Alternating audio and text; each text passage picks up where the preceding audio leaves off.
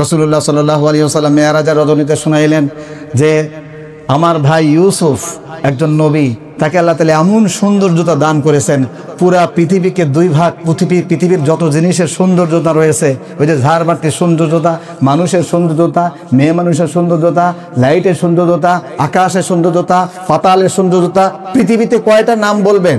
18,000 শুধু সৃষ্টিকুল মাখলুক, প্রত্যেকটা সৌন্দর্যতাকে যদি এক জায়গায় করেন, এগুলো হবে পৃথিবীর সৌন্দর্যে 100 ভাগে ভাগ করলে 50 ভাগ নিয়েছেন হযরত ইউসুফ, সুবহানাল্লাহ বলেন। আর বাকি 50 ভাগ সবাইকে দেওয়া হয়েছে, ওর মধ্যে থেকে আমি আপনি মানব হিসেবে কিছু পেয়েছি। প্রিয় ভাইরা, এবার তাহলে একটু চিন্তা করলে আপনি পেয়ে যাবেন ইউসুফ আলাইহিস সালাম কেমন সুন্দর ছিলেন। ইউসুফ আলাইহিস সালামের চুলটা কেমন ছিল, দাঁতটা কেমন ছিল, নাকটা কেমন ছিল, চেহারাটা কেমন ছিল, আবাল মানে আপাদ মস্তক, পা থেকে মাথা পর্যন্ত তার কেমন সৌন্দর্যতা দিয়ে আল্লাহ তাআলা সৃষ্টি করেছিলেন। নবী মুহাম্মদুর রাসূলুল্লাহ সাল্লাল্লাহু আলাইহি ওয়াসাল্লাম বলছেন যে আমার ভাই ইউসুফকে আল্লাহ তাআলা পুরা পৃথিবীর যত সুন্দর আছে, বিউটি রয়েছে, এই বিউটির অর্ধেক আমার ভাই ইউসুফকে দিয়ে সৃষ্টি করেছেন। আমি নিজের চোখে দেখে আসছি, সুবহানাল্লাহ। এই সফরে আল্লাহ রসুলকে অনেক কিছু দেখিয়েছেন, জান্নাতের নিয়ামতকে দেখিয়েছেন, জাহান্নামের শাস্তি দেখিয়েছেন। একমাত্র আল্লাহর সাথে সচক্ষে দেখা হয়নি, কিন্তু কথা হয়েছে। প্রিয় ভাইয়েরা, পৃথিবীতে কোনো মানুষ আল্লাহ তাআলাকে সচক্ষে এই চর্মচোখে দেখবে না, এটাও আল্লাহ তাআলার কোরআনের আয়াত, লা তুদরিকুল আবসার ওয়া হুয়া ইউদরিকুল আবসার ওয়া হুয়াল লাতীফুল খবীর। কিন্তু একটা দিন এমন হবে, মৃত্যুর পরে আমরা ইনশাআল্লাহ যারা ঈমানদার, নামাজ পড়তে এসেছি, আল্লাহ আমরা বিশ্বাসী, ইনশাআল্লাহ আমরা আল্লাহকে দেখতে পাবো, সুবহানাল্লাহ বলেন। এটাও কোরআনের হাদিসের কথা যে সূর্যকে দেখতে যেমন তোমাদের কষ্ট হয় না, তেমনই ভাবে তোমরা আমাকে, অর্থাৎ আমি আল্লাহকে তোমরা দেখতে পারবা যদি তোমরা ঈমানদার হও, সুবহানাল্লাহ বলেন। আজকে জুমার দিনে আমরা আলোচনা শুনবো পবিত্র কোরআনের 12তম সূরা থেকে। 12তম সূরা 12 নম্বর পারার শেষের সূরা। এটা সূরা হুদ হচ্ছে 11তম সূরা, আর সূরা ইউসুফ হচ্ছে 12তম সূরা। একটু আওয়াজ করে বলেন তো, 12তম সূরার নাম কি? সূরা ইউসুফ। জোরে বলেন কি? সূরা ইউসুফ। একটু কথা বলেন প্লিজ, আওয়াজ করে। আমরা কথা বলবো ইনশাআল্লাহ। আমরা আল্লাহর জন্য আসছি, আল্লাহকে সন্তুষ্ট করার জন্য আসছি। আমরা যতক্ষণ থাকবো ইনশাআল্লাহ রেসপন্স করার চেষ্টা করব, প্রশ্ন করলে উত্তর দেওয়ার চেষ্টা করবো। আল্লাহ তাওফিক দিক, আমরা বলি আমিন। তাহলে একটু আওয়াজ করে বলেন তো, আজকে কথা শুনবো কয় নম্বর সূরা থেকে? 12 নম্বর সূরা থেকে। সূরাটার নাম সূরা ইউসুফ। জোরে বলেন কি? সূরা ইউসুফ। এই পবিত্র কোরআনুল কারিমে আমরা 2-1 দিন আগেও শুনেছিলাম যে পবিত্র কোরআনুল কারিমে আল্লাহ তাআলা 8 জন মানুষের নামে 8টা সূরা দিয়েছেন, 6 জন মানুষের নামে 6টা সূরা দিয়েছেন, 6টা নবীর নামে 6টা সূরা দিয়েছেন, আর 2 জন ওলির নামে 2টা সূরা দিয়েছেন। একজন মহিলা ওলির নামে মারিয়াম, পুরুষ ওলির নামে লোকমান, আর 6 জন নবীর নামে 6টা সূরা দিয়েছেন। একটু আলোচনাগুলো খুব খেয়াল করে শুনবেন। প্রথম যেই নবীর নামে সূরা দিলেন সেটি হচ্ছে সূরা ইউনুস। দ্বিতীয় যেই নবীর নামে সূরা দিলেন সেই সূরার নাম সূরা হুদ। তৃতীয় যে নবীর নামে সূরা করলেন সেই নবীর নাম হচ্ছে সূরা ইউসুফ। চতুর্থ যেই নবীর নামে সূরা দিলেন সেই সূরাটার নাম হচ্ছে সূরা ইব্রাহিম। পঞ্চম যেই সূরাটা আল্লাহ তাআলা দিলেন সেই সূরাটার নাম হচ্ছে সূরা মুহাম্মদ। কথা বলবেন না প্লিজ। ষষ্ঠ যেই সূরাটা আল্লাহ তাআলা নবীর নামে দিলেন সেই সূরাটার নাম হচ্ছে সূরা নূহ। জোরে বলেন কি? সূরা নূহ। ক্লিয়ার? তাহলে 6টা সূরা আল্লাহ তাআলা পবিত্র কোরআনে দিয়েছেন 6 জন নবীর নামে। আজকে যেই নবীর নামে সূরাটা আমরা শুনবো সেই সূরাটার নাম হচ্ছে সূরা ইউসুফ। জোরে বলেন কি? একটু আবার অবাক করার বিষয় হচ্ছে, এমন একজন নবীর নামে এই সূরাটা দিলেন, এই নবীও ইনিও একজন নবী, ইনার বাবাও নবী, ইনার দাদাও নবী, ইনার পরদাদাও নবী। সুবহানাল্লাহ বলেন। ইউসুফ, তার বাবার নাম ইয়াকুব, তার বাবার নাম ইসহাক, তার বাবার নাম ইব্রাহিম। সুবহানাল্লাহ বলেন। কারিম ইবনুল কারিম ইবনুল কারিম ইবনুল কারিম, সম্মানিত পিতার সম্মানিত নাতির সম্মানিত নাতির সম্মানিত নাতি। সুবহানাল্লাহ বলেন। তার মানে এই ধারার সব নবী, এই ধারা থেকে শুধু নবী আর নবী, এই প্যানেল থেকে শুধু নবী আর নবী। আর একটা প্যানেল আছে, সেই প্যানেলটা হচ্ছে ইব্রাহিম আলাইহিস সালামের দ্বিতীয় ছেলে, সেই ছেলেটার নাম হচ্ছে ইসমাঈল। জোরে বলেন কি? ইব্রাহিম আলাইহিস সালামের 2টা নবী, 2টা সন্তান, দুইজনই হচ্ছে নবী। প্রথম সন্তান ইসমাইল বড় সন্তান, আর ছোট সন্তান হচ্ছে ইসহাক। জোরে বলেন কি? ইসহাক। প্রথম সন্তানের নাম ইসমাইল, দ্বিতীয় সন্তানের নাম ইসহাক। ইসমাইল থেকে কেবলমাত্র এই প্যানেল থেকে ইব্রাহিম আলাইহিস সালামের এই সন্তান থেকে কেবলমাত্র শুধুমাত্র এক নবী, সেই নবীর নাম মুহাম্মদুর রাসূলুল্লাহ সাল্লাল্লাহু আলাইহি ওয়াসাল্লাম। আর ইসহাক আলাইহিস সালামের এই প্যানেল থেকে ইব্রাহিম আলাইহিস সালামের এই সন্তান থেকে শুধু নবী আর নবী। এই যে আমরা দেখলাম 4 জন নবী, এরপরে মুসা আলাইহিস সালাম, এরপরে ইউসা আলাইহিস সালাম, এরপরে ঈসা আলাইহিস সালাম, এরপরে আমাদের নবী ইসমাইল আলাইহিস সালামের বংশ থেকে আসছে একমাত্র এক নবী, কিন্তু তিনিই হলেন শ্রেষ্ঠ নবী। সুবহানাল্লাহ বলেন। প্রিয় ভাইরা, আজকে একটা নির্দিষ্ট টপিক নিয়ে আমরা কথা শুনবো, সেটি হচ্ছে সূরা ইউসুফের রিফ্লেকশন সম্পর্কে আমরা কথা শুনবো। ইউসুফ সূরা থেকে আমরা কি পাই? প্রিয় ভাইরা, অবাক করার মতো বিষয় হচ্ছে সূরা ইউসুফের মধ্যে আল্লাহ তাআলা আয়াত দিয়েছেন 111টি। জোরে বলেন কয়টি? 111টি সূরার মধ্যে আল্লাহ তাআলা ইতিহাস কিভাবে লিখতে হয়। কোরআন কোনো ইতিহাসের বই নয়, কোরআন কোনো কিস্সা কাহিনী বর্ণনা করার বই নয়, কিন্তু সাহাবায়ে কেরাম অসংখ্যবার অগণিতবার বলেছেন, ইয়া রাসূলুল্লাহ, আমাদেরকে যদি কোনো কিস্সা শোনাইতেন, যে কিস্সা থেকে আমাদের কিছু অর্জন করা যায়, কিছু শিখতে পারি, জীবন পথ নির্দেশিকা পাথে থাকে, এরকম একটা কাহিনীমূলক যদি একটা সূরা দিতেন। আল্লাহ তাআলা সাহাবীদের প্রশ্নের উত্তরে আমাদের জন্য কিয়ামত পর্যন্ত কাহিনী সংবলিত, ইতিহাস সংবলিত, স্টোরি সংবলিত একটি সূরা আল্লাহ তাআলা দিলেন, যেটা অন্য কোনো সূরায়, অন্য কোনো পাড়ায় শোভা পায়নি। শুধুমাত্র 12 এবং 13 পাড়ার আংশিক, 12 পাড়ার কিছু অংশে আল্লাহ তাআলা এই একটি সূরা দিলেন, সূরা ইউসুফ। আওয়াজ করে বলেন কোন সূরা? সূরা ইউসুফ। প্রিয় ভাইরা, অথবা অনেকে অনেক রকম কথা বলেছেন যে এই সূরার মানে শানে নুজুল কি।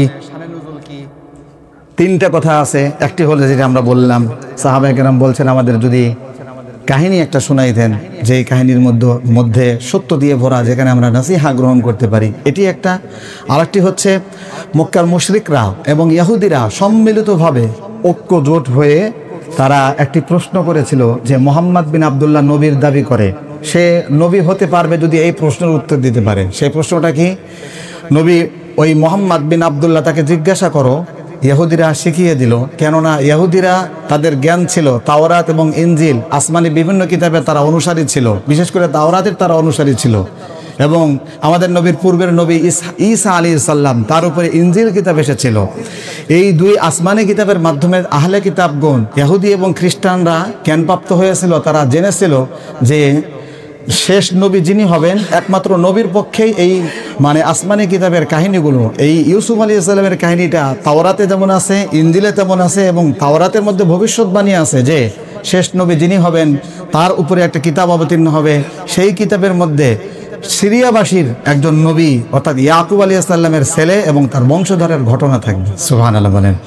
অর্থাৎ মক্কার মুশরিকরা এবং ইহুদিরা একজোট হয়ে একটি প্রশ্ন আমাদের নবীর কাছে রাখলেন যে তুমি যদি বাস্তবেই নবী হও তাহলে এই প্রশ্নটার উত্তর দাও যে ইয়াকুব নামে একজন যে নবী, একজন মানুষ, তিনি সিরিয়া অর্থাৎ কেনান থেকে মিশরে যাওয়ার আদ্যপান্ত কি, বিস্তারিত বলো। যদি বলতে পারে তাহলে তোমরা মক্কার মুশরিকরা, পৌত্তলিকরা বুঝে নিবে যে উনি আসলেই নবী। কেননা এই কথা একমাত্র নবী ছাড়া কেউ বলতে পারবে না, কেননা এই কথা একবারে আসমানি গ্রন্থে আছে, আসমানি গ্রন্থ ছাড়া এটা বলা সম্ভব না। আর আমাদের নবী কারো কাছে কোনো কিছু শিখেনি, রাসূল ছিলেন নিরক্ষর। জোরে বলেন কি? কোনো স্কুলে পড়ে নাই, কোনো ইউনিভার্সিটিতে পড়ে নাই, বাইরে কোনো ইউনিভার্সিটি পিএইচডি করতেও যাননি। রাসূল সাল্লাল্লাহু আলাইহি ওয়াসাল্লাম দেশের বাইরে 2 থেকে 3 বার গিয়েছিলেন, আমরা জানি। সেগুলো কোনো শিক্ষণীয় সফর ছিল না। রাসূলুল্লাহ সাল্লাল্লাহু আলাইহি ওয়াসাল্লাম কোথাও লেখাপড়া করেননি। না লেখাপড়া করেও যদি উনি বলতে পারেন তাহলে বোঝা যাচ্ছে উনার কাছে ওহী আসবেন এবং উনি নবী। সুবহানাল্লাহ বলেন। নবী করিম সাল্লাল্লাহু আলাইহি ওয়াসাল্লামের কাছে এই প্রশ্ন রাখলে আল্লাহ তাআলা একত্রে, একসাথে, কেবলমাত্র, শুধুমাত্র, একমাত্র কোরআন শরীফের একটি সূরা, সেটি হচ্ছে সূরা ইউসুফ, একসাথে, একত্রে, একসাথে অবতীর্ণ হয়েছে। সুবহানাল্লাহ বলেন। আর 1-2 সূরা ছোট হয়েছে, কিন্তু এত বৃহৎ সূরা একসাথে একত্রে হয়নি। যেমন একটি সূরা একসাথে এক মর্মে অবতীর্ণ হয়েছে, যেমন সূরা লাহাব। আল্লাহ রসুলের চাচা আল্লাহ রসুলকে আঘাতপ্রাপ্ত করলেন, কঙ্কারাঘাত করলেন, আল্লাহ রসুলকে ধমক দিলেন, তাব্বান লাকা আলিহাদা জামাআতানা ইয়া মুহাম্মদ, মুহাম্মদ তুমি কি আমাদেরকে এজন্য একত্রিত করেছো? কাজ বাজ বাদ দিয়ে তোমার কথায় পাহাড়ের চূড়ায় এসেছি, তুমি নাকি কি যেন বলবে, আর তুমি এসে এই সমস্ত ধর্মের কাহিনী বলছো, আর আমাদের বাপ দাদার ধর্মের কথাকে চুনকালি দিচ্ছ, আর এক আল্লাহর কথা নাকি ইবাদত করতে হবে? 360টি মূর্তির কথা আমরা বলি, আর তুমি এক আল্লাহর ইবাদত করে নাকি পার পাওয়া যাবে? এটা কি সম্ভব? মুহাম্মদ, তুমি ধ্বংস হও। নাউজুবিল্লাহ বলেন। শুধু এই কথাই বললেন না, তার ক্ষোভকে কাজে পরিণত করতে, ওই যে বলে না হাত থাকতে মুখে কি, তখন আবুল আহাব একটা কঙ্কর নিয়ে মুহাম্মদুর রাসূলুল্লাহ সাল্লাল্লাহু আলাইহি ওয়াসাল্লামকে আঘাত করলেন, কঙ্কার আঘাত করলেন। রাসূলুল্লাহ সাল্লাল্লাহু আলাইহি ওয়াসাল্লাম ব্যথিত হলেন। প্রিয় ভাইরা, আমরা এমন এক নবীর উম্মত, এমন এক নবীর অনুসারী, যেই নবীকে আঘাত করলে সাথে সাথে পাল্টা জবাব দেন। এই আঘাতের জবাব দেন আল্লাহ তাআলা স্বয়ং সূরা অথবা আয়াত অবতীর্ণ করে তাদের পানিশমেন্টের ব্যবস্থা করেন। সুবহানাল্লাহ বলেন। এই নবীকে আমরা চিনলাম না, এই নবীর আদর্শে আমরা আদর্শিত হতে পারি না। মেসির আদর্শে আদর্শিত হই। মেসি যেই কাটিংয়ে চুল কাটে, সেই কাটিংয়ে আমরা চুল কাটার ব্যবস্থা করি। শাকিব খান যেই পোশাক পরে, সেই পোশাক পড়তে আমরা অভ্যস্ত হয়ে যাই। আমেরিকানরা যেই পোশাকে অভ্যস্ত হয়, সেই পোশাকে আমরা অভ্যস্ত হওয়ার চেষ্টা চালিয়ে যাই। কিন্তু মুহাম্মদুর রাসূলুল্লাহ সাল্লাল্লাহু আলাইহি ওয়াসাল্লাম, as a father, as a teacher, as a leader, as a lawgiver, as a lawmaker, as a philosopher, as a husband, as a commander, Muhammad is the superman of the world. সুবহানাল্লাহ বলেন। এটা বাইতুল মুকাররমের গেটের সামনে কোনো লেখা ছিল না? নাই। এবং বাইতুল্লাহর সামনে এই সেন্টেন্সে কোনো 11টা সেন্টেন্স লেখা নাই। এটি হলো ব্রিটিশ মিউজিয়ামের একটা জাদুঘরে, যারা নিজেরাও নবী মুহাম্মদকে মানে না, তারা রিসার্চ করে দেখেছে মুহাম্মদুর রাসূলুল্লাহ সাল্লাল্লাহু আলাইহি ওয়াসাল্লাম, মুহাম্মদ বিন আব্দুল্লাহ, তার ক্যারেক্টার, তার চরিত্র বিশ্বকে অবাক করে দিয়েছে। সুবহানাল্লাহ বলেন। একজন বাবা হিসেবে, একজন নেতা হিসেবে, একজন স্বামী হিসেবে, একজন আইন তৈরিকারী হিসেবে, একজন কমান্ডার হিসেবে, একজন স্বামী হিসেবে, একজন কমান্ডার হিসেবে, একজন মেসেঞ্জার হিসেবে মুহাম্মদ হচ্ছেন সারা বিশ্বের মহামানব। সুবহানাল্লাহ বলেন। সুপারম্যানের গেঞ্জি লাগাইলে সুপারম্যান হওয়া যায় না? প্রিয় ভাইরা, মেসির কাটিং এর মতো 10 নম্বর জার্সি পরলে মেসি হওয়া যায় না। মেসি হতে হলে মেসির মতো পরিশ্রম করতে হয়। মুহাম্মদুর রাসূলুল্লাহ সাল্লাল্লাহু আলাইহি ওয়াসাল্লাম যিনাকে সৃষ্টি করেছেন, আল্লাহ রাসূল নিজে বলছেন, বুইস্তু আনা মুআল্লিমান, ইন্নামা বুইস্তু মুআল্লিমান লিউতাম্মিমা মাকারিমাল আখলাক।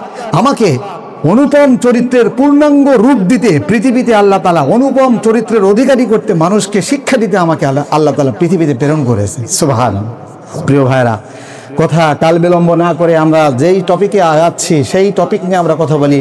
প্রিয় ভাইরা, একজন নবী আল্লাহ রাসূল সাল্লাল্লাহু আলাইহি ওয়াসাল্লাম বলেন, আল্লাহ রাসূলের সাথে, আমাদের রাসূলের সাথে, মুহাম্মদুর রাসূলুল্লাহ সাল্লাল্লাহু আলাইহি ওয়াসাল্লামের সাথে মেরাজের রজনীতে ইউসুফ আলাইহিস সালামের সাথে এক আসমানে গিয়ে দেখা হয়েছিল। সুবহানাল্লাহ বলেন।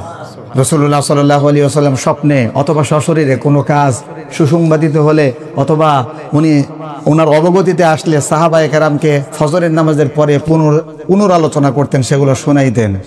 রাসূলুল্লাহ সাল্লাল্লাহু আলাইহি ওয়াসাল্লাম মেরাজের রজনীতে শোনাইলেন যে আমার ভাই ইউসুফ একজন নবী, তাকে আল্লাহ তাআলা এমন সৌন্দর্যতা দান করেছেন, পুরা পৃথিবীকে দুই ভাগ, পৃথিবীর যত জিনিসের সৌন্দর্যতা রয়েছে, ওই যে ঝাড়বাতির সৌন্দর্যতা, মানুষের সৌন্দর্যতা, মেয়ে মানুষের সৌন্দর্যতা, লাইটের সৌন্দর্যতা, আকাশের সৌন্দর্যতা, পাতালের সৌন্দর্যতা, পৃথিবীতে কয়টা নাম বলবেন? 18,000 শুধু সৃষ্টিকুল মাখলুক। প্রত্যেকটা সৌন্দর্যতাকে যদি এক জায়গায় করেন, এগুলো হবে পৃথিবীর সৌন্দর্যে 100 ভাগে ভাগ করলে 50 ভাগ নিয়েছেন হযরত ইউসুফ। সুবহানাল্লাহ বলেন। আর বাকি 50 ভাগ সবাইকে দেওয়া হয়েছে, ওর মধ্যে থেকে আমি আপনি মানব হিসেবে কিছু পেয়েছি। প্রিয় ভাইরা, এবার তাহলে একটু চিন্তা করলে আপনি পেয়ে যাবেন ইউসুফ আলাইহিস সালাম কেমন সুন্দর ছিলেন। ইউসুফ আলাইহিস সালামের চুলটা কেমন ছিল, দাঁতটা কেমন ছিল, নাকটা কেমন ছিল, চেহারাটা কেমন ছিল,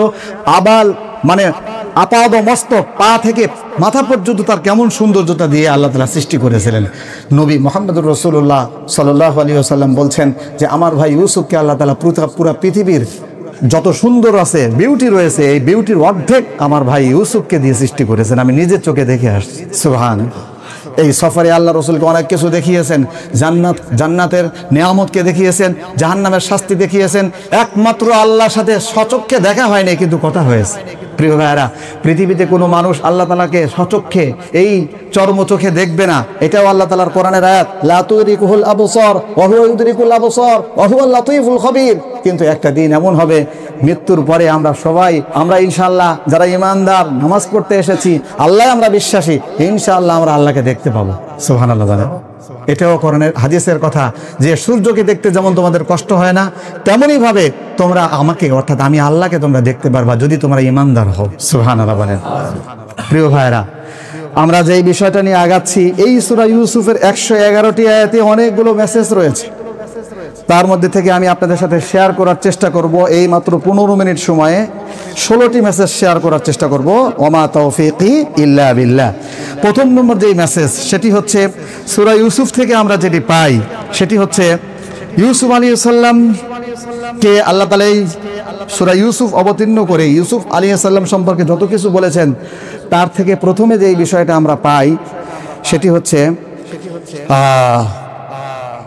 এই ইউসুফ আলাইহিস সালামের কাহিনী থেকে আমরা যেটা পাই, ইউসুফ আলাইহিস সালামকে আল্লাহ তাআলা সততা দিয়েছিলেন, আল্লাহ তাআলা সবর এবং ধৈর্যের গুণ দিয়েছিলেন। সুবহানাল্লাহ বলেন। 2 নম্বর হচ্ছে সন্তানের সাথে বাবার সম্পর্ক কেমন হবে, এটা সূরা ইউসুফের মধ্যে আল্লাহ দেখিয়েছেন। সূরা ইউসুফ থেকে আমরা নিতে পারি। ইউসুফ আলাইহিস সালাম ছোটবেলায়, তখন বয়স 6.5 থেকে 7 বছর। এটা আওয়াজ করে বলেন তো কত বছর? 6.5 থেকে 7 বছর বয়স। ওই সময় একটা স্বপ্ন দেখলেন যে 11টি তারা, একটি চন্দ্র, চাঁদ আর একটি সূর্য তার পায়ে সিজদা দিচ্ছে। সুবহানাল্লাহ বলেন। ইউসুফ আলাইহিস সালাম বাবাকে শুধু বললেন, আর কাউকে এই স্বপ্নের কথা বলেননি। সন্তানের সবচেয়ে কাছের হয় মা, ভাইও হয়ে থাকে অনেক সময়, কিন্তু বাবাকে বললেন। কেন বাবাকে বললেন? তার মানে ইউসুফ আলাইহিস সালামের বাবাটা ইয়াকুব আলাইহিস সালাম ইউসুফ আলাইহিস সালামের সাথে একদম ফ্রেন্ডলি আচরণ করতেন। শাসন করার সময় যেমন শাসন করতেন, শাসন করার তারই সাথে আদর করে যে। সুবহানাল্লাহ বলেন। এমন শাসন করিয়েন না যে আপনার কাছে ছেলে আসতেই ভয় পায়, এরকম শাসন করা যাবে না। শাসন করার তারই সাজে আদর করে যে। ইয়াকুব আলাইহিস সালামের কাছে গিয়ে স্বপ্নের কথা বললেন। আরো 11টা ভাই ছিল। ইউসুফ আলাইহিস সালামরা মোট 12 ভাই ছিল। কয় ভাই ছিল বলেন? সৎ ভাই ছিল, বৈমাত্রীয় ভাই ছিল 10 জন, সহোদর ভাই ছিল মাত্র 1 জন। ইউসুফকে দিয়ে এই মোট 2 জন, 2 ভাই আর আগের 10 ভাই, এই মোট কয় ভাই? 12 ভাই। উনি স্বপ্নে দেখলেন 11টি নক্ষত্র, একটি চাঁদ, একটি সূর্য তার পায়ে সিজদা দিচ্ছে। ইয়াকুব আলাইহিস সালাম তার পিতা নবী কে ইউসুফ আলাইহিস সালামের স্বপ্নের বৃত্তান্ত বললেন। ইয়াকুব আলাইহিস সালাম যেই কথাটি বললেন, ইয়া বুনাইয়া, হে বৎস, হে কলিজার টুকরা, লা তাকসুস রুইয়াকা আলা ইখওয়াতিক ফায়াকিদু লাকা কাইদা। তুমি এই স্বপ্নের কথা তোমার ভাইদেরকে জানিও না, কেননা কেউ ভালোভাবে চলুক এটা সমাজের অনেকেই পছন্দ করে না। আপনার পার্শ্ববর্তী ভাই একটু ভালো চাকরি করুক, এটা নিজের ভাই হিসেবেও অনেক সময় হিংসার কারণ হয়। কথা বলেন ঠিক কিনা? ভাই ভাই কথা হয় না। ওর বউ, ওর স্ত্রী একটু ভালো শাড়ি পরে, এটা অন্য স্ত্রী কেন করতে পারে না, এটা সহ্য হয় না, এই জন্য হিংসা করে। এই জন্যে ইয়াকুব আলাইহিস সালাম সন্তানকে বললেন, খবরদার, তুমি যে স্বপ্ন দেখেছো এই স্বপ্নের কথা তুমি আর আমার মধ্যেই রাখো, আর কাউকে বলো না। এই স্বপ্নের কথা এমনি তোমার সাথে সৎ ভাইরা হিংসা করে, আবার যদি এই কথা তারা জানতে পারে তোমার সাথে কিন্তু হিংসা করবে, সুতরাং এই কথা তুমি বলো না। প্রিয় ভাইরা, দ্বিতীয় যে বিষয়টা আমরা আজকে নিচ্ছি সূরা ইউসুফ থেকে, সেটি হচ্ছে কি, পিতা সন্তানের সাথে কেমন আচরণ করতে হবে। এটা ইয়াকুব আলাইহিস সালাম শিক্ষা দিয়েছিলেন ইউসুফকে, যার কারণে এত বড় একটা স্বপ্ন, এই স্বপ্নের কথা কাউকে বলেননি, মাকে বলেননি, ভাইকে বলেননি, কাউকে বলেননি। বলেছেন কাকে? জোরে বলেন তো, এটা আওয়াজ করে বলেন। মনোযোগ আছে না চলে গেছে? এই কিছুক্ষণ পরে নামাজ হবে, তারপরে বাসায় যাব। একটু সবাই বলেন, কাকে বলেছেন? বাবাকে বলেছেন। তাহলে কি বুঝলেন? ইয়াকুব আলাইহিস সালাম এমন বাবা ছিলেন ইউসুফ সন্তানের, যে বাবার সাথে সবকিছু উনি শেয়ার করতেন। এমনকি স্বপ্নের ভিতরে যে অলৌকিক বিষয় দেখলেন, এটা সর্বপ্রথম কাকে শেয়ার করলেন? জোরে বলেন, কাকে জানালেন? বাবাকে। তাহলে বোঝা যাচ্ছে বাবা সন্তানের সাথে খুব ফ্রেন্ডলি আচরণ করতে হবে, যেন সন্তান যে কোনো কারণে অকারণে আপনাকে প্রশ্ন করতে আসে। এখন তো মোবাইলের সময়, মোবাইলে আপনি চ্যাটিং ফেসবুকে দেখছেন, বিভিন্ন কিছু পোস্ট আপনি কমেন্টস করছেন, শেয়ার করছেন, পোস্ট করছেন, দেখছেন। ছেলে এসে বলছে, বাবা আপনি মোবাইল টিপতেছেন, আমার দিকে তাকান, মোবাইল টিপতেছেন, আর বলছে, হ্যাঁ বলো বলো বাবা, বলো বলো তো, বলো না। না প্রিয় ভাইরা, রসুল্লাহ সাল্লাল্লাহু আলাইহি ওয়াসাল্লামকে যদি কেউ ডাকতেন, রসুল্লাহ সাল্লাল্লাহু আলাইহি ওয়াসাল্লাম তার মুখে সোজাসুজিভাবে নিরহংকার করে, একেবারে অহংকার মুক্ত হয়ে তার দিকে পরিপূর্ণ চেহারা ফিরে তাকাতেন। সুবহানাল্লাহ বলেন। তাহলে ছেলে যদি আমাকে কখনো ডাকে, মেয়ে যদি আমাকে কেউ ডাকে, কেউ যদি আমাকে ডাকে, কেউ যদি আমাকে সালাম করে, তার দিকে একদম সসম্মানে অহংকার মুক্ত নিরহংকার হয়ে তার দিকে তাকিয়ে সালামের উত্তর করতে হবে, তার প্রশ্নের উত্তর দিতে হবে, রেসপন্স করতে হবে। আল্লাহ তাআলা আমাদের তাওফীক দিক, আমরা বলি আমিন। তাহলে ইয়াকুব আলাইহিস সালাম সন্তানকে কিভাবে সন্তানের দৃষ্টিতে দেখতে হবে, এর জন্য আদর্শ ছিলেন ইয়াকুব আলাইহিস সালাম, যার কারণে ইউসুফ আলাইহিস সালাম এত একটা নতুন আশ্চর্যজনক স্বপ্ন দেখার পরেও বাবাকেই প্রথমে শেয়ার করেছে। তাহলে 2 নম্বর যে বিষয়টা আমরা পাইলাম সূরা ইউসুফ থেকে, যে আদর্শ পিতা তার সন্তানের সাথে সুসম্পর্ক গড়ে উঠাতে হবে, যাতে করে কারণে অকারণে সন্তান যেন আপনার সাথেই কোনো ঘটনা অঘটন যা কিছু হয় সে যেন আপনার সাথেই শেয়ার করে। না হলে আপনি যদি তাকে সেই শিক্ষাটা না দেন, আপনি বাবা হিসাবে যদি বাবার ক্যারেক্টার আপনার ভিতরে না থাকে, সে যে বাবা বলবে, সন্তান বাবা বলবে, এই ক্যারেক্টার যদি আপনি নিজের ভিতরে, এই আত্মমর্যাদা গাম্ভীর্য যদি আপনার ভিতরে গড়ে না তুলতে পারেন, তাহলে আপনার কাছে শেয়ার করবে না। সে বন্ধু বান্ধবের কাছে শেয়ার করবে, আর বন্ধু বান্ধব পারদর্শী না হওয়ার কারণে উল্টা তদবিরের কথা বলবে, সে বিভ্রান্ত হয়ে যাবে, সে দেখা যাবে বিপথে সে পা বাড়াবে। প্রিয় ভাইরা, এই জন্য আমাদের সন্তানকে আমরা সুপথে পরিচালনা করার চেষ্টা করবো। আল্লাহ তাআলা আমাদের তাওফীক দিক, আমরা বলি আমিন। 3 নম্বর যে বিষয়টা আমরা সূরা ইউসুফ থেকে পাই, সেটি হচ্ছে ইউসুফ আলাইহিস সালামকে পিতা বললেন, ইয়া আবাতি ইন্নী রাআইতু আহাদা আশারা কাওকাবান ওয়াশ-শামসা ওয়াল কমারা রাআইতুহুম লি সাজিদিন।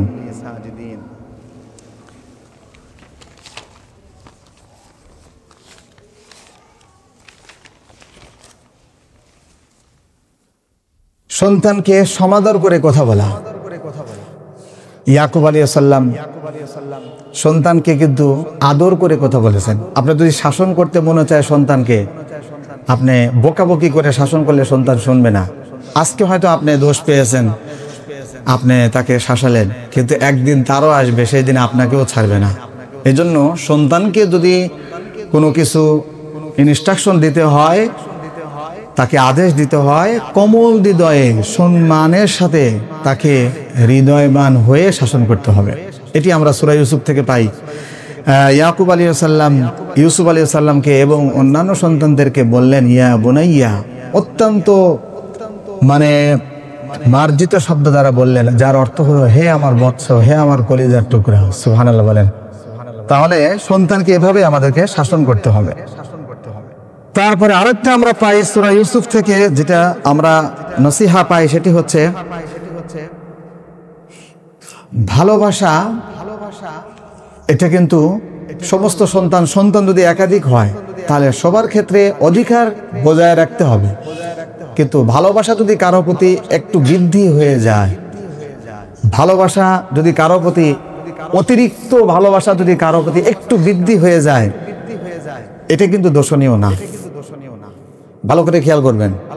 কিন্তু অধিকার যেটা আছে, মনে করেন আপনার সম্পত্তি আছে, এটা বন্টন করার সময় অবশ্যই সমান অধিকার তাকে দিতে হবে। যেভাবে বন্টন করলে সমান হয় সেভাবে দিতে হবে। কিন্তু কোনো ছেলের প্রতি কোনো গুণের কারণে যদি আপনার ভালোবাসা বৃদ্ধি পেয়ে যায়, তাহলে এটা দোষণীয় না। যেমন আল্লাহ রসুল সাল্লাল্লাহু আলাইহি ওয়াসাল্লামকে একবার বলা হলো, ইয়া রাসূলুল্লাহ, মান আহাব্বুন নাস ইলাইকা, আপনার কাছে সবচেয়ে প্রিয় মানুষ কে? রাসূলুল্লাহ সাল্লাল্লাহু আলাইহি ওয়াসাল্লাম বললেন, স্ত্রীদের মধ্যে থেকে সবচেয়ে প্রিয় হচ্ছে আয়েশা রাদিয়াল্লাহু আনহা। সুবহানাল্লাহ বলবেন না? তার গুণের কারণে এটা বলেছেন। আবার রাসূলুল্লাহ সাল্লাল্লাহু আলাইহি ওয়াসাল্লামকে বললেন যে পুরুষদের মধ্যে থেকে আপনার কাছে সবচেয়ে প্রিয় কে? রাসূলুল্লাহ সাল্লাল্লাহু আলাইহি ওয়াসাল্লাম বললেন, আবুহা, পুরুষদের মধ্যে থেকে সবচেয়ে বেশি সর্বাগ্যে যাকে আমার ভালো লাগে সেটি হচ্ছে আয়েশা রাদিয়াল্লাহু আনহার পিতা। নাম কি বলেন তো? আবু বকর রাদিয়াল্লাহু তাআলা আনহু। এরপরে ওমর রাদিয়াল্লাহু তাআলা আনহু। এভাবে উনি বলতে থাকলেন। তাহলে আয়েশা রাদিয়াল্লাহু আনহা বলছেন যে আমরা একাধিক রাসূলুল্লাহ সাল্লাল্লাহু আলাইহি ওয়াসাল্লামের বিবি থাকার কারণে আমাদের রাত্রিবেলার থাকার যে পালা আল্লাহ রসুল সুষম বন্টন করতেন, এবং সেই বন্টন অনুযায়ী আমাদের সাথে উনি রাত্রি যাপন করতেন। কিন্তু এই রাত্রি জাগরণের মাঝে যদি কোনো স্ত্রীর সাথে ভালোবাসা ওনার বৃদ্ধি পেত, এজন্য আল্লাহর কাছে উনি মাফ চাইতেন। কি চাইতেন? আল্লাহ রসুল বলেছেন এটা, আল্লাহুম্মা হাযিহি কিসমি ফিমা আমলিকু ফালা তালুমনি ফিমা তামলিকু ওয়ালা আমলিক। আল্লাহ রসুল বলছেন, ইয়া আল্লাহ, আমি আল্লাহুম্মা হাযিহি কিসমি ফিমা আমলিক, আমার স্ত্রীদের মাঝে যেভাবে বন্টন করা উচিত আমি সেভাবে বন্টন করলাম। প্রত্যেক স্ত্রীর কাছে আমি এক রাত্রি থাকবো, কিন্তু কোনো স্ত্রীর প্রতি যদি একটু ভালোবাসা বৃদ্ধি পেয়ে যায়, এই ভালোবাসা ঠেকানোর মালিক কে? জোরে বলেন তো। এই ভালোবাসা তৈরি করার মালিক কে? আল্লাহ। সুতরাং এটাকেই বাধা দিতে রাসূলুল্লাহ সাল্লাল্লাহু আলাইহি ওয়াসাল্লাম পারেন না। তাই রাসূলুল্লাহ সাল্লাল্লাহু আলাইহি ওয়াসাল্লাম আল্লাহর কাছে ক্ষমা চাইলেন, ফালা তালুমনি ফিমা আমলিক ওয়ালা ফালা তালুমনি ফিমা তামলিক ওয়ালা আমলিক। অর্থাৎ যেই জিনিসের মালিক আপনি, ও ব্যাপারে আপনি আমাকে ধরপাকড় করেন না। আল্লাহ কিয়ামতের দিন আমাকে ধরপাকড় করবেন না। কোনো স্ত্রীর প্রতি যদি ভালোবাসা বৃদ্ধি হয়ে যায়, রাত ঠিক থাকলো, কিন্তু কোনো স্ত্রীর প্রতি যদি মনের ভালোবাসা একটু বৃদ্ধি পেয়ে যায়, এই ব্যাপারে আল্লাহ আপনার কাছে আমি ক্ষমা চাই। তাহলে কি বুঝলাম আমরা? যে ছেলেদের মধ্যে, স্ত্রীদের মধ্যে একাধিক স্ত্রী যদি থাকে, কারো প্রতি যদি ভালোবাসা বৃদ্ধি হয়ে যায়, এটা আল্লাহর হাতে, এটা বান্দার হাতে না। তবে অধিকার, খরচাদি ইত্যাদি, ভরণ পোষণ ইত্যাদি দেওয়ার ক্ষেত্রে সবার ক্ষেত্রে সমান অধিকার পালন করতে হবে। তাহলে এই শিক্ষাটা আমরা সূরা ইউসুফ থেকে পাই। 5 নম্বর এই শিক্ষাটা আমরা পাই যে মানে দুষ্ট লোকের মিষ্টি কথায় সাড়া দেওয়া যাবে না। সেটি হচ্ছে, আমরা সূরা ইউসুফ থেকে এই কথাটা জানি। ইয়াকুব আলাইহিস সালামকে তার অন্য ঘরের 10 সন্তান ইউসুফ আলাইহিস সালামের প্রতি একটু ভালোবাসা বৃদ্ধি পাওয়ার কারণে, যেটার কথা আমরা এখনই শুনলাম যে ভালোবাসা যদি একটু বৃদ্ধি পেয়ে যায়, এটার ক্ষমতা বান্দার নাই। এই ভালোবাসাটা বৃদ্ধি করেন কে? জোরে বলেন তো। ইয়াকুব আলাইহিস সালামের ভালোবাসা একটু ইউসুফকে এবং বিনিয়ামিনকে একটু বেশি ভালোবাসতেন। অন্য ভাইদের কাছে এটা লেগেছে যে আমাদের 10 ভাই, আমরা সুঠাম, আমরা সংসারের কাজবাজ করি, আয় করি, ব্যয় করি, এখানে যাই সেখানে যাই, সংসারের সব কাজে আমরাই লাগি। কিন্তু ছোট কনিষ্ঠ 2 ভাই ইউসুফ এবং বিনিয়ামিন, তারা বাবার তেমন কোনো কাজে লাগে না, কিন্তু বাবার সমস্ত ভালোবাসা তারাই পায়। বিশেষ করে ইউসুফ, এই চোখের কাটাকে আমাদের থেকে ডিলিট করতে হবে। ডিলিট করতে গিয়ে কি করলো এটা আপনারা বিস্তারিত জানেন। প্রিয় ভাইরা, বাবাকে ফুসলালেন, তারা মিটিং করলো, ইউসুফকে কি করা যায়। 9 ভাই বললো ইউসুফকে একেবারে হত্যা করে দেব, দিয়ে আমরা তওবা তাসিল্লা করে বাবা ভুলে যাবে, আমরা তখন ভালো সেজে যাবো, সাধু সেজে যাবো, বাস বাবা ভুলে যাবে, তখন বাবার কাছে আমরাই প্রিয় হব। নাউজুবিল্লাহ বলেন। কিন্তু বড় ভাই ইহুদা, হাজার হলে তো একটু বয়সে বৃদ্ধি বেশি, এজন্য তার একটু বুদ্ধি ছিল। সে বলল, না, ইউসুফকে হত্যা করা যাবে না, হত্যা করা মহাপাপ। একটা কাজ করা যেতে পারে, বাবার আড়াল করতে হলে আর একটা কাজ করা যেতে পারে। আমরা কুয়া, তখন ছিল কুয়ার যুগ, কূপের যুগ, কুয়ার মধ্যে, অন্ধকার কূপের মধ্যে নিক্ষেপ করব, কোনো কাফেলা এসে বণিক এসে তাকে নিয়ে যাবে, তাহলে বাবার কাছ থেকেও চলে গেল, আমরাও পাপের ভাগি থেকে আমরা রক্ষা পেলাম। সিদ্ধান্তটা সুন্দর না? তাই করা হল। ইউসুফ আলাইহিস সালামকে কূপের মধ্যে নিক্ষেপ করা হলো। এই ষড়যন্ত্র আটতে, একটা মিথ্যা কথা বলতে, একটা মিথ্যা ঘটনা ঘটাইতে অনেকগুলো মিথ্যা কথা বলতে হয়। কথা বলেন ঠিক কিনা? বাবার কাছে এসে বললেন, বাবা আপনার কি হলো যে ইউসুফকে আমাদের সাথে ঘুরতে যেতে দেন না, খেলতে যেতে দেন না? ইউসুফ তো বোর হয়ে যাবে একেবারে, আমাদের সাথে দেন না, আগামীকাল খেলতে যাবে, সে একটু লাফাবে, খেলবে, ছোটবেলা মেধা বিকাশ হবে তার, ভালো হয় না এটা? আমাদের সাথে দেন। আরসিলহু মা'ানা গাদান ইয়ারতা ওয়া ইয়ালআব ওয়া ইন্না লাহু লাহাফিজুন। আর আমরা ওই এলাকায় বাঘ ছিল, আমরা বাঘ থেকে ওকে দেখে রাখবো, বাঘে যেন না খায় সেটাও আমরা দেখব।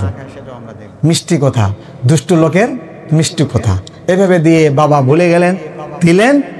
এই যখনই পিতা থেকে আড়াল হলো, তখন থেকে ইউসুফকে নির্যাতনের উপরে নির্যাতন, কিল, ঘুষি, লাথি, নির্যাতন, শেষ পর্যন্ত কূপের মধ্যে নিক্ষেপ করলো। কিন্তু প্রিয় ভাইরা, অত্যন্ত সত্য হলেও, মানে অত্যন্ত দুঃখজনক হলেও সত্য কথা যে রাখে আল্লাহ, মারে কে? এরকম একটা কথা আছে না? ইউসুফ আলাইহিস সালামকে রক্ষা করেছিলেন কূপ থেকে কে? জোরে বলেন তো। আল্লাহ। আল্লাহ রক্ষা করলেন। বণিক বেশে পানি তুলতে আসলো মিশর থেকে এক কাফেলা, ইউসুফ আলাইহিস সালামকে পেল। তারা ভাইয়েরা ইউসুফ আলাইহিস সালামকে পরে বিক্রি করে দিল 20 দিরহামের বিনিময়ে। ইউসুফ আলাইহিস সালাম আবার বিক্রিত হলো তার সমপরিমাণ স্বর্ণ, রৌপ্য এবং মৃগনাভির বিনিময়ে। সুবহানাল্লাহ বলেন। জুলাইখার স্বামী তাকে কিনে নিল, মিশরের অর্থমন্ত্রী সুলাইখার স্বামী। এভাবে এই যে দুষ্ট লোকের মিষ্টি কোথায়, ইউসুফ আলাইহিস সালাম বিপদে পড়লেন, ইউসুফ আলাইহিস সালামের বাবা বিপদে পড়লেন। সুতরাং সব দুষ্ট কথা মানে সব মিষ্টি কথা কিন্তু বিশ্বাস করা যাবে না। এরকম যদি ষড়যন্ত্র কোনো কথা হয়, অবিশ্বাসযোগ্য যদি হয়, তাহলে সব কথা বিশ্বাস করা যাবে না। এটা আমরা সূরা ইউসুফ থেকে জানলাম। 5 নম্বর বিষয় এটা আমরা জানলাম। 6 নম্বর বিষয় সেটি হচ্ছে ইউসুফ আলাইহিস সালামের এই সূরা থেকে 6 নম্বর যে বিষয়টা আমরা জানি,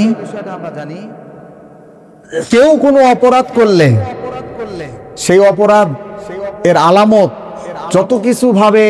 যতভাবে নস্যাৎ করে করুক না কেন, তার কোনো না কোনো ক্লু বাকি থাকে।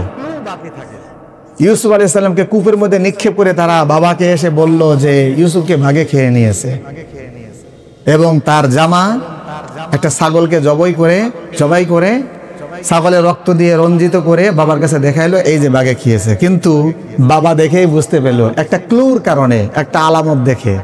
সিআইডিরা এর সমস্ত আলামত সম্পর্কে বেশি জানে। একটা ক্লু কিন্তু বাকি থাকলো।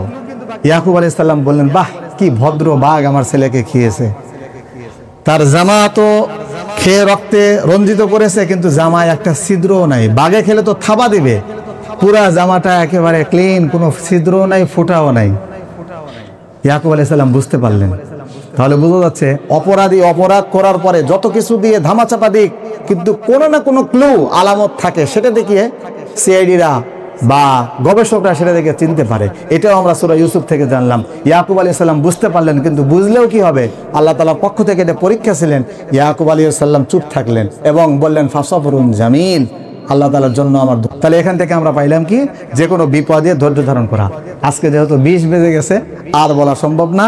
আমরা 16টা কথা বলার জন্য চেষ্টা চালিয়ে গিয়েছিলাম, আমরা কয়েকটা শুনলাম। আল্লাহ তাআলা এই কথাগুলোর উপরে আমল করার তৌফিক দিক, আমরা বলি আমিন। সূরা ইউসুফের যে শিক্ষা, এই শিক্ষা অনুযায়ী আমাদের জীবন ধারণ করার তৌফিক দিক, আমরা বলি আমিন। আমাদের সন্তানের কাছে আমরা ফ্রেন্ডলি থাকার তৌফিক দিক, আমাদের সততা নিয়ে বেঁচে থাকার আমাদের তৌফিক দান করুক। আমরা যেন দুষ্ট লোকের মিষ্টি কথায় সাড়া না দেই। আর দোষী যত বড়ই দোষী হোক না কেন, যত কিছু দিয়েই ধামাচাপা দিক না কেন, তার কোনো না কোনো ক্লু, কোনো না কোনো আলামত বাকি থাকে, সেটা দেখে চেনা যায়। এজন্য আমরা সবকিছু ধামাচাপা দিয়েছি। সবার কাছে ধামাচাপা দিলেও একজনের কাছে ধামাচাপা দেওয়া সম্ভব না। আওয়াজ করে বলেন, তিনি কি? কেউ যেটা জানে না সেটা জানে কে? একটু আওয়াজ করে সবাই স্বতঃস্ফূর্ত ভাবে বলেন তো, কেউ যেটা পারে না সেটা পারে কে? প্রিয় ভাইরা, এই আল্লাহর জন্য যেন আমরা আল্লাহকে যেন আমরা ভয় করতে পারি। আল্লাহ তাআলা আমাদের তৌফিক দিক।